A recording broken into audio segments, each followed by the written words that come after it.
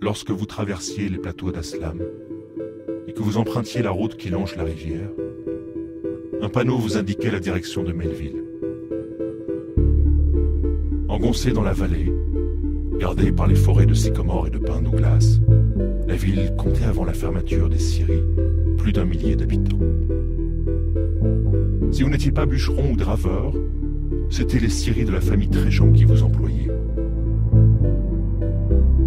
Implanté depuis la fin du siècle dernier, il possédait la moitié de la ville.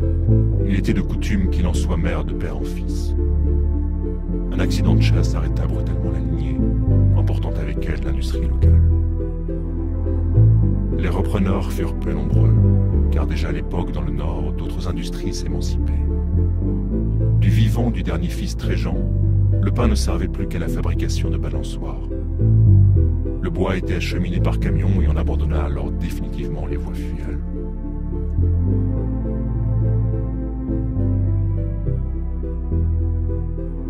Quand Samuel s'installa à Melville, la grande époque des scieries ne se lisait plus que dans les mains des plus anciens et sur quelques cartes postales sépia que l'on pouvait acheter à la pompe à essence en sortie de ville. Maintenant, on vivait plus doucement. La ville était devenue un village où l'été on voyait apparaître quelques touristes citadins se fabriquant avec leur canne à pêche leur fantasme de vie sauvage le temps d'un week-end. Il y avait des chasseurs, pour la plupart locaux. Ils se retrouvaient dans le bar dit du Piton. On les voyait manger une nourriture grasse puis repartir dans leur pick-up, où gisaient attachés sur leur capot les cerfs abattus dans la journée. Les plus jeunes, bien que la majeure partie de la jeunesse s'enfouillait très vite vers la capitale, se retrouvaient à l'autre bar de la ville, le Caverne, où une télévision diffusait en boucle la chaîne des sports sur fond de Rock FM. C'était une ville tranquille, et on ne lui connaissait jusqu'alors pas de grands crimes ni d'événements marquants.